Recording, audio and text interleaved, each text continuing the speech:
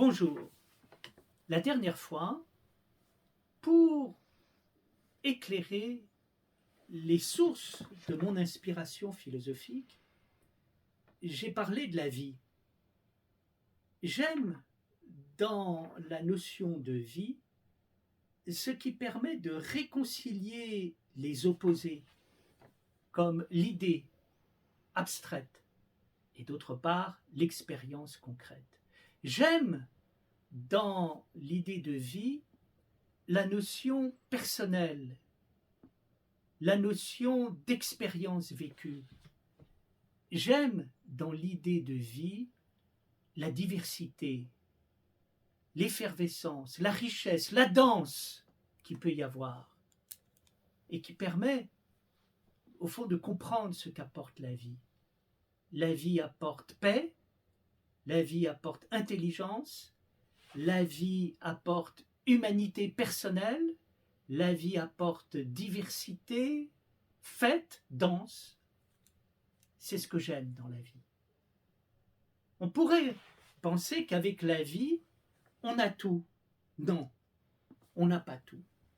Et je crois que ici, c'est l'extraordinaire apport de la pensée chrétienne à travers cette parole du Christ, je suis la voie, la vérité et la vie, et à travers le commentaire qu'en donne Denis l'Aréopagite dans les noms divins, quand il éclaire la notion de vie qui est l'un des noms de Dieu.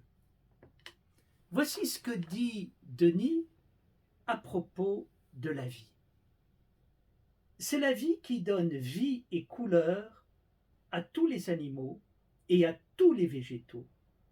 C'est aussi grâce à elle que vit la vie intellectuelle rationnelle.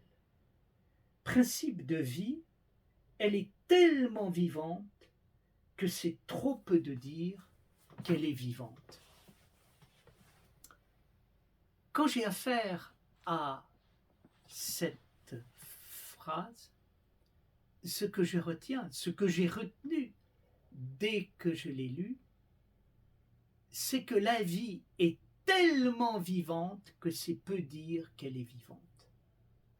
On touche là à l'un des principes logiques métaphysiques de la pensée médiévale et qui permet de comprendre comment cette pensée a traduit le Christ, le Verbe, le Logos, dans la vie intellectuelle, afin de montrer ce qu'est Christ au cœur de la pensée, ce qu'est le Christ de la pensée. Extraordinaire idée que l'on trouve dans la tradition orthodoxe, mais bien évidemment dans la tradition chrétienne, c'est que le Christ est à l'origine de tout. Le Père met en avant le Christ, cet autre Père, qui va tout faire passer de l'invisible vers le visible pour que tout le visible aille dans l'invisible. Le Christ est le grand opérateur des mutations que l'on trouve entre l'invisible, le visible et le visible et l'invisible. Et en particulier, c'est ce qui fait qu'il est au cœur de tout. Il est au cœur des atomes, il est au cœur des cellules, il est au cœur du soleil, de la terre, de l'air, de l'eau, de la planète, de l'univers, de toutes les étoiles. Il est au cœur de toutes les activités humaines. Il est au cœur de toutes les pensées morales, spirituelles, métaphysiques. Non pas pour penser, vivre à la place des atomes, des cellules, des éléments, de la matérialité, de l'univers, des hommes, des pensées, mais pour permettre à toute chose d'aller vers son accomplissement. À savoir que pour que toute chose puisse accomplir ce qu'elle est et ainsi devenir ce qu'elle est, souvenons-nous de cette parole de Nietzsche, deviens qui tu es, parole qu'il tient de la grande pensée grecque et de la grande poésie grecque, deviens qui tu es. Donc, pour que toute chose aille dans son être en profondeur, il faut qu'il y ait un opérateur qui rende possible cette opération. C'est-à-dire l'accomplissement est possible parce que la semence a été donnée. Christ, dans la pensée, s'exprime par ce qu'on peut appeler le principe d'éminence. Dieu n'est pas Dieu, Dieu est éminemment Dieu. Dieu est Dieu parce que il est plus que Dieu, il va au-delà de Dieu. Dieu va au-delà de Dieu, dit Denis l'Aréopagite. Dieu va au-delà de Dieu, dit Maître Eckhart. Dieu va au-delà de Dieu. Ça veut dire, oui, bien sûr, ce que l'on peut le dire de Dieu a une validité. Mais Dieu est tellement divin que c'est peu de choses de dire qu'il est divin. Et tout ce que l'on dira du caractère divin de Dieu sera trop peu de choses par rapport à ce qu'il est.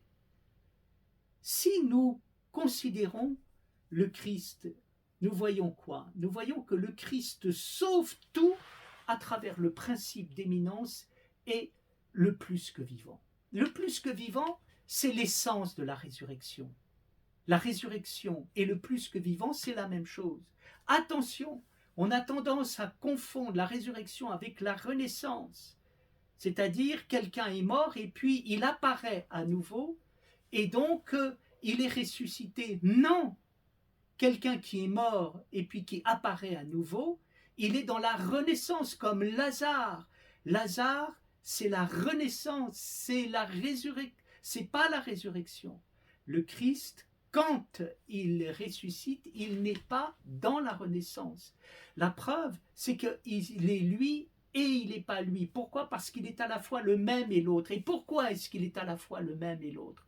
Parce que il porte en lui le mystère de la résurrection. Et le mystère de la résurrection, c'est quoi? C'est le fait d'aller au-delà de l'opposition vie-mort.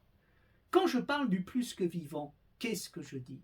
Je montre qu'il y a quelque chose qui n'est pas la vie et qui n'est pas la mort, c'est-à-dire qu'il existe une négation de la vie qui n'est pas la mort et qui s'appelle le plus que vivant. Je peux nier la vie sans pour autant basculer dans la mort.